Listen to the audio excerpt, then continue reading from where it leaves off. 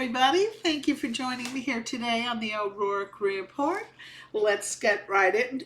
Before I do, let me just say if you want to be notified every time we put new content out, very easy to do. You can do it right now. Just go right over to that subscribe button wherever it is on your screen. It's usually right over here, but sometimes it's down here, sometimes it's up there. Just look for it. You'll see the word subscribe. Hit that subscribe button. And this way you'll be notified every time we put out new content. And if you like what you see, hit that like button for me. That would be great. Thank you so much. Okay, bam. Let's go into Summer House. Summer House, we see a continuation, a little more fleshing out of the email that Kyle sent to Paige, giving her reading her the riot act over something her boyfriend did and something that her best friend did. And of course, she's upset because instead of Kyle going to the people who have upset him, which are Craig and Hannah, she's put this on her plate, and she makes a very valid point that she goes out of her way not to discuss the topics that Kyle brings up, not to discuss the topics that have annoyed Kyle, not to bring them up on Summer House, because guess what? They annoy Kyle. And she wants to be respectful of him. But he didn't give her the same respect. So she rightfully feels that she should call him on this. And Kyle doesn't understand anything she's saying as far as you're bringing up to the wrong people.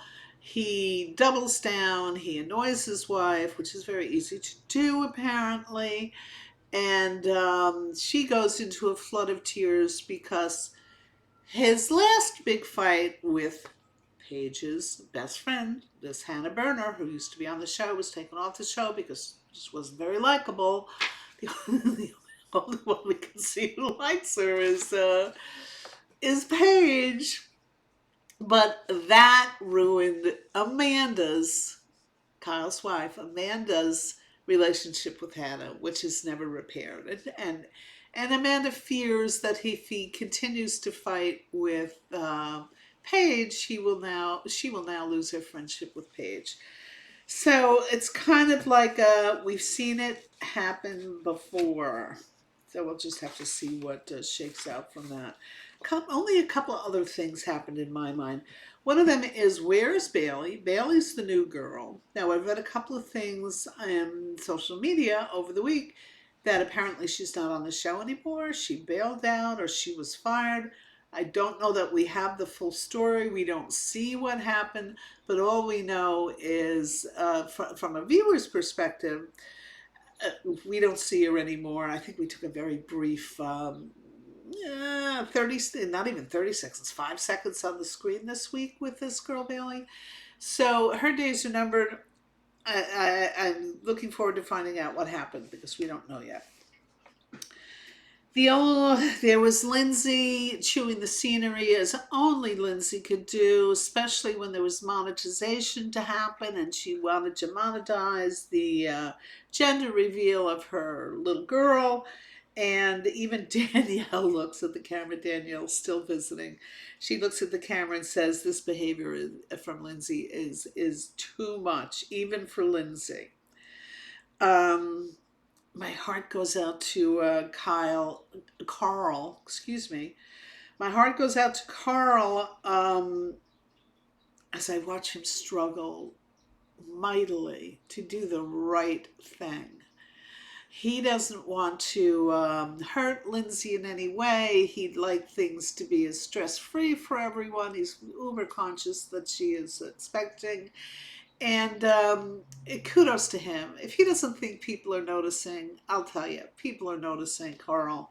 You're working hard and you're doing the right thing. And I hope it gets a little smoother for you soon. Now, something I noticed in this episode, and I'm wondering if anybody else noticed it. There was like this audio. It seemed to me that the producers inserted audio over what was actually been saying. At one point, we have Carl looking directly at the camera. We have Kyle looking at Carl, so we see the back of Kyle's head. Kyle goes to approach Carl to discuss. Maybe it was probably the Paige email, and it was so obvious. We don't see Kyle's lips moving because we see the back of his head. We hear this like audio insert. I want to start talking about the Paige email.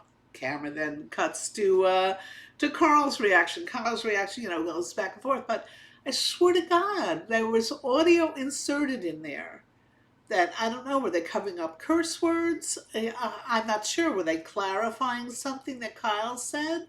It was so obvious a sloppy audio edit that I was a little surprised when I heard something. I heard it two other times in the course of the episode.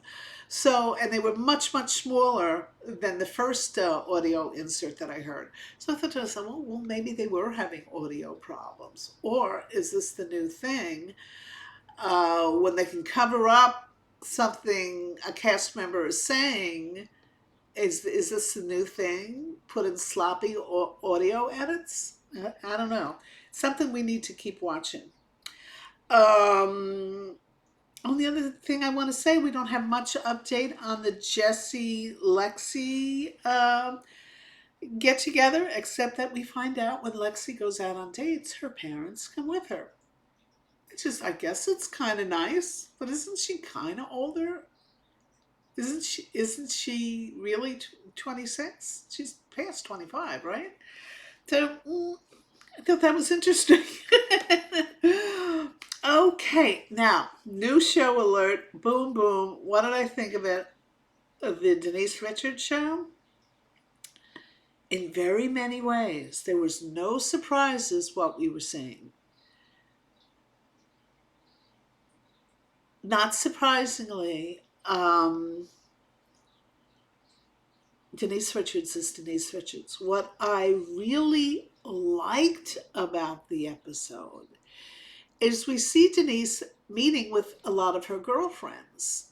And it turns out her girlfriends are people like Camille Grammer, Charlie Sheen's second wife, Brooke Mueller. Apparently because Brooke, I think, had twin boys with Charlie. And of course, Denise had the two girls. It was nice to see. It was a birthday party, I guess, in Malibu, which I will get on that subject in a quick second. But who shows up at the party with one of her sons is a Brooke Mueller, who's had a real tough time with addiction. She's been for years in and out of various rehab clinics. She looked good. She looked healthy. There's a side of Denise Richards that you don't know, is she just an airhead or is she really a kind, caring, empathetic person? You think to the adoption of her third child, who's got special needs. I'm not quite sure what they are, but Denise has provided what appears to us, the TV viewer, is a loving and supportive home. At one point, well, many times Brooke Mueller has been in rehab. It was Denise Richards who took the twin boys in and had a hand in raising the boys while their mother struggled with addiction. Another friend she drops by, they go and they see, is Tori Spelling. And I bring this up because they're not, Tori Spelling didn't and Camille Grammer didn't. They seem to be a lot more natural and relaxed in their conversations with Denise than you ever see them on their various shows. Camille, whenever she guest stars on Beverly Hills, tends to be very performative. She's got to say something controversial. She's got to pick a fight with Dorit. She's got to do something. There's nothing of the kind get together with with Denise. It was two girlfriends getting together, shooting the SHI you know what, and it was pretty good. The production values of the show are Bravo level. By that I mean it just looks good and aspirational, and so far, opening episodes, great. Okay, let me go on to this real quick. Traitors. You guys didn't watch the Traitors this year. It was really good. The ending was really good. I don't want to spoil it for anybody, so I won't say in case you haven't seen it, but I will say do not miss the reunion. Do not miss the reunion. It was one of the best laugh out loud reunions conducted by the maestro himself, the only one who can really do it and knows how to do it, and that's Andy Cohen. And Andy is a fan, so he knew all the snarky questions to ask, and it was a ton of fun. So watch the Traitors, but do not miss that reunion. It was, I laughed out loud like 3 times. It was really, really, really good, satisfying. You get your money's worth. Okay. There was, oh my God. I think this was Bob. I'll just tell you one thing. It was Bob the drag queen was talking about, I don't know, was he talking about Caroline? And he was said that Caroline's drag name should be She Need a Clue. Well, and so anyway, watch it. All right, let's go on to Southern Charm. Southern Charm. Oh, God. Okay, again, Shep with the necklace. If he hasn't gotten the clue by day 3 that they're in the Bahamas, that this girl is not into him, he's never going to get the clue, which really makes me get back to something I said a couple of weeks ago. Either he is an evil genius playing this whole lovesick puppy dog act, or the producers are benevolently evil geniuses because they somehow maneuvered Shep into this position. They knew Shep had the potential to be a stalking, crazy, stalker. I mean, he insists that this poor girl, Sienna, meet with him on the beach. He had planned for this whole final night beach dinner that he thought was going to be a massive celebration. In his mind, when he was planning to go here to the Bahamas with all his friends, he was planning was going to be an engagement party. Well, clearly it's not going to be any engagement party, but he somehow insisted this girl, Sienna, show up because he wanted to have one final talk with her. And it's very obvious she is there to tell him, no, I do not feel the same way. And she tells him that. He insists that he's going to give her a necklace, which is very important to him, this necklace. It's a megalodon tooth. So evidently, Shep perceives himself as being the massive killer shark of the oceans, and there's nothing more emblematic of that than the tooth of said megalodon wrapped up in a piece of silver, put on it as a pendant onto a necklace. I mean, who's going to wear this? Who is going to wear this? Yeah, you can wear it, Shep. You'll knock yourself out. But give it to me as a piece of jewelry? You ready? So he gives to her the jewelry. She says, nice, nice, the poor thing. He has to ooh and ah over it. And the gleam in his eye as he knows he has presented her to with this emblematic symbol of his mastodon love, megalodon, whatever it is. Wow, the old expression "deuce chills" comes to mind. So they're there for hours because when the scene the scene opens up, it's about 2 o'clock in the afternoon. Well, the sun has gone down while they're filming the last couple of minutes, and he says to her, are you telling me that you never loved me? Well, we never see her answer on camera, so I'm wondering what her answer really was. Sure as hell wasn't yes, because the producers would have shown that. I think the poor girl was feeling so how the hell am I going to get out of this? That it was just too creepy, and that's why we didn't see what her answer was. Finally, she gets out from under his clutches. He follows her, and the whole cast shows up. They kind of groan a little bit when they see that she's there. They're waiting at the table where he was going to have his great engagement party. She wants out of there quickly. She says goodbye to everybody. He follows her out. He's still following her out. She can't get rid of him. I mean, it was really kind of creepy. It was really kind of creepy when you see how delusional he was. This is how crazy ass stalkers feel. They think that the one or whoever their object of the desire is sends them secret messages. I mean, that's how crazy Shep was. Which really kind of made me, I don't know who the nut is. I don't know who the crazy ass nut is. Is it the producers are being super cruel in prolonging this? Who knew that he could be this out of touch with what was really going on? Oh, really? Let's go back to the necklace real quick before Sienna said her goodbyes. Shep announces to the table, look at her jewelry. I got her that necklace.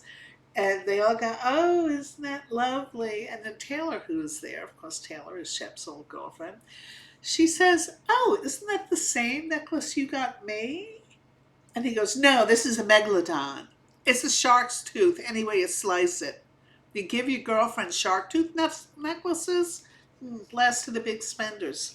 I told you what he should concentrate his time on doing. Open up the little coin purse, let the little moth fly out, and put some money into that hunting lodge of yours. So anyway, that's all I'm going to say about him. So we have blah, blah, blah, blah, blah. All right, we see Shep toddle into this is before dinner. All the women are downstairs putting on their makeup. And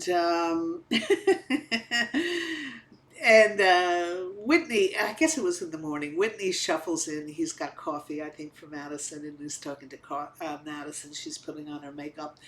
And he says to Madison, he goes, oh, you should do a smoky eye. And she turns around. This is the classic Madison comeback. She goes, a smoky eye with these boobs? In other words, she wasn't going to dress slutty. If he has scary alert, Shep, how is the mental? Yeah, I'm thinking Shep, talking to the board. Yeah. As the Sienna leaves, it's Shep searching for people to tell his tale of woe to. He kind of corners a bartender and two other servers to tell him, she was Miss Bahamas. Yeah, that was my girlfriend. And they're like, why is this old white dude talking to us? Oh, Lord. Okay. Of course, we're going to leave the line of the night, which is why we love Craig Conover so much. He is, we got on the subject of him fabricating things. And he said, listen, I'm a lawyer and I'm a storyteller. And everyone were like, yeah, okay, we got that. So this is why we love Craig. And then we went on to Southern Hospitality, which really kind of ended with a little bit of a whimper. Alcoholic conversation was really, really very, very real. I don't know what that was about. Prom night, Grace Lilly showing up with O'Sheen. Grace Lilly is, I kind of hope we never see her again. Or O'Sheen. Will was not at the reunion, which was interesting because the onslaught of people going after Will and how he treats Emmy behind her back when she's not looking was going to be the subject of conversation. TJ going after Will Is TJ the victim? I don't know. TJ was very, very angry. TJ, the gay bartender, used to be best friends with Will. Um, I think the jury's out on TJ. We're going to have to find out more. We're going to have to find out more. I say that all the time. So anyway, that's all I have for today. And we are caught up here at the O'Rourke Report with all things Bravo. If I can say anything, watch the Traitors. If you did not watch it, but didn't watch the reunion, watch the reunion. It's laugh out loud funny, and you get a lot of bang for your buck. So anyway, let me once again say, if you want to be notified, please hit that subscribe button for me, bam, and hit that like button, beep, and we'll be good to go. Thanks again, and I will talk to you soon here on the O'Rourke Report.